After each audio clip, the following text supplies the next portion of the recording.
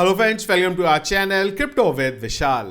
Crypto currency market के लिए एक बहुत बड़ा वीक स्टार्ट हुआ है ये, और नेक्स्ट 5 दिन में आपको क्रिप्टो करेंसी मार्केट में पंप डंप की सिचुएशन बनती हुई देखने को मिल सकती है।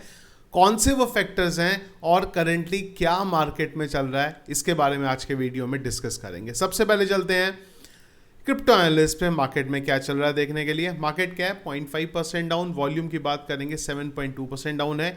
इनफ्लो का कोई डेटा रात 12 बजे से अब तक देखने को नहीं मिला है। कल के दिन एक इनफ्लो का डेटा आया था 2279 बीडीसी का। फियर एंड ग्रीनडेक्स की बात करेंगे, न्यूट्रल में है 53 में। पिछले एक घंटे के सेंटीमेंट्स हैं सेल की तरफ, और हीट मैप लाल देखने को मिल रहा है, पर हल्का फुल्का यहाँ पे चीज़ों में हमें डाउन चीज़ें जाती हुई देखने को मिली है। BTC 0.26% डाउन, इथीरियम 0.97% डाउन यहाँ पे दिख रहा है।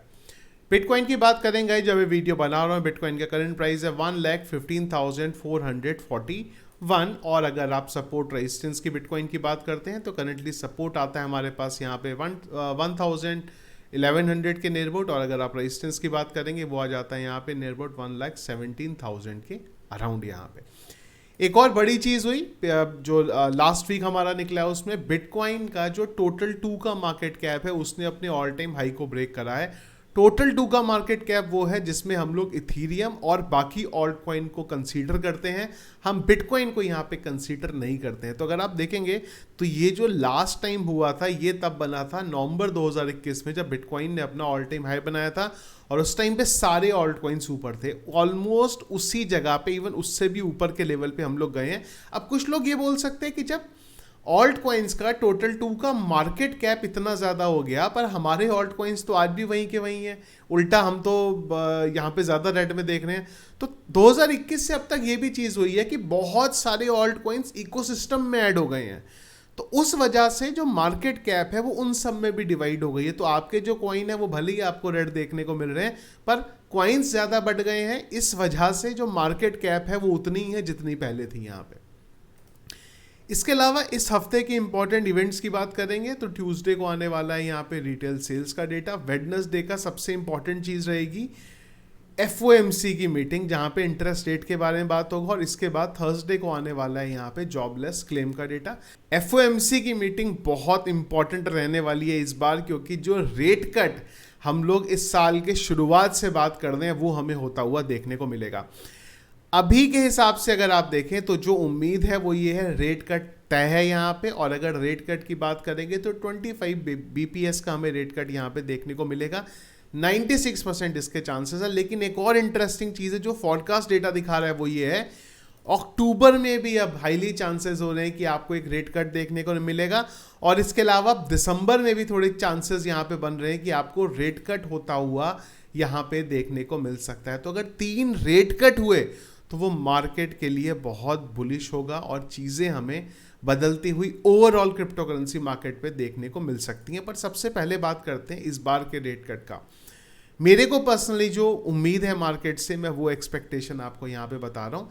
अभी ऑलरेडी मार्केट 2 हमने बात करी थी सिचुएशन, लास्ट जो मंडे स्टार्ट हुआ था उसमें हमने 2 चीज़ें बात करी थी कि 2 पॉसिबिलिटीज़ हैं हमें FOMC की मीटिंग से पहले होती हुई देखने को मिल सकती है। पहली पॉसिबिलिटी ये है कि मार्केट नीचे गिर जाएगा FOMC की मीटिंग से पहले, और हमने बात करी थी बहुत अच्छा होगा उस टाइम पे मार्केट के लिए, क्योंकि तब थोड़े जो सेंटीमेंट है वो नेगेटिव होंगे, और जब रेट कट होगा तो हमें एक रैली देखने को वहाँ पे तुरंत मिलेगी। और दूसरी सिचुएशन ये थी कि अगर FOMC की मीटिंग से पहले रैली देखने को मिली तो FOMC की मीटिंग के बाद हमें बिटकॉइन के प्राइस में और क्रिप्टो करेंसी मार्केट में डंप देखने को मिल सकता है, और उसके बाद हमें जो एक्चुअल रैली है वो यहाँ पे देखने को मिलेगी।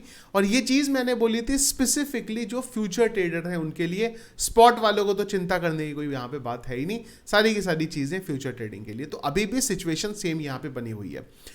FOMC की मीटिंग जब होगी यहाँ पे, यानी कि 17 तारीख को, उस टाइम पे इंपॉर्टेंट रहेगा कि मार्केट किस तरफ चल रहा है। अगर बिटकॉइन उस टाइम पे 1,20,000, 1,18,000, 19,000 की रेंज में जाता है तो मेरा मानना ये है एफओएमसी मीटिंग के बाद हमें एक और पंप देखने को मिलेगा, पर उसके बाद 1-2 दिन के लिए क्रिप्टो करेंसी मार्केट में शांति हो सकती है, प्रॉफिट बुकिंग हो सकती है और एक्सचेंजेस जो हैं आपको मैनिपुलेट कर सकते हैं। उस टाइम पे ऊपर जाने की जगह हम लोग नीचे की तरफ यहाँ पे आ जाएंगे। वो एफओएमसी की मीटिंग के 1 दिन बाद हो, 2 दिन बाद हो, 3 दिन बाद हो, पर वो सिचुएशन है यहाँ पे। दूसरी चीज़ ये है, एफओएमसी की मीटिंग से पहले ही हम लोगों को डंप देखने को मिल जाए और बिटकॉइन यहाँ से 106 107 के लेवल पे आ जाए, क्योंकि जो डंप की उम्मीद है उसके बाद वो यहाँ पे नहीं रहेगी। तो ये मेरा पर्सनल ओपिनियन है मार्केट को लेकर एफओएमसी मीटिंग का। 25 के हाईली चांसेस है, 50 के फिलहाल चांसेस नहीं है कि रेट कट हमें क्रिप्टो करेंसी मार्केट पे होता हुआ देखने को मिलेगा।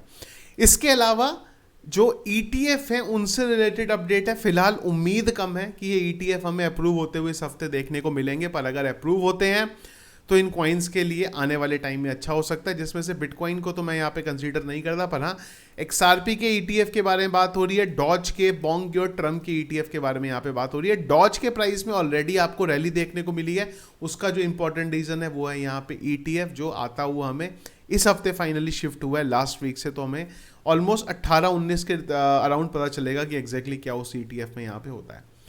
इसके अलावा बात करते हैं pump.fun की। मुझे पता है ज़्यादा लोग इंटरेस्टेड नहीं है, पर मार्केट में क्या चल रहा है वो आपको जानना बहुत ज़्यादा ज़रूरी है।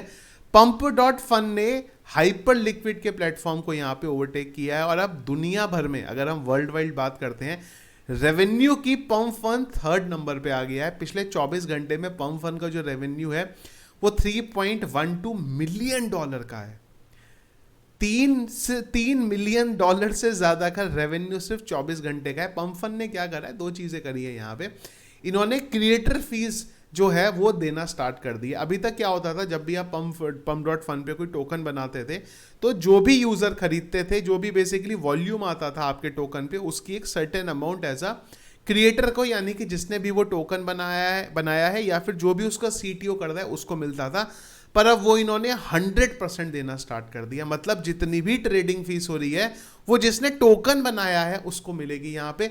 और दूसरा, लाइव स्ट्रीम के ऊपर pump.fun बहुत ज़्यादा इस समय जोर दे रहा है, जिस वजह से pump.fun पे जो टोकन बन रहे थे उनकी स्पीड बढ़ गई है, टोकन थोड़े चल भी यहाँ पे ज़्यादा रहे हैं और उसी वजह से रेवेन्यू देखने को मिल रहा है और साथ साथ पंप का जो टोकन है वो भी यहाँ पे पंप हो रहा है। तो सारी चीज़ों की वजह से pump.fun फिर से वापस आ गया है। जो डाउनफॉल हमें देखने को मिला था मीम कॉइन की इंडस्ट्री में, फिर से यहाँ पे रिकवरी होती हुई देखने को मिल रही है। तो ये थे गाइस ओवरऑल चीज़ें जो चल रही है क्रिप्टो करेंसी मार्केट में। कुछ अगर इंपॉर्टेंट चीज़ रही उसको टेलीग्राम और ट्विटर पे डिस्कस करेंगे, दोनों के लिंक आपको कमेंट बॉक्स में मिल जाएंगे। इंस्टाग्राम को जरूर ज्वाइन करके रखो, क्योंकि शॉर्ट वीडियोस इंपॉर्टेंट जो बेसिक लेवल पे हैं उसको हम लोग आजकल इंस्टाग्राम पे डिस्कस करते हैं, तो वो आपको वहाँ पे मिल जाएंगे। वीडियो पसंद आया इसको लाइक और शेयर जरूर कीजिएगा। चैनल पे अगर आप नए हैं, फर्स्ट टाइम वीडियो देख रहे हैं, चैनल को जरूर सब्सक्राइब कर लीजिएगा। Thank you friends.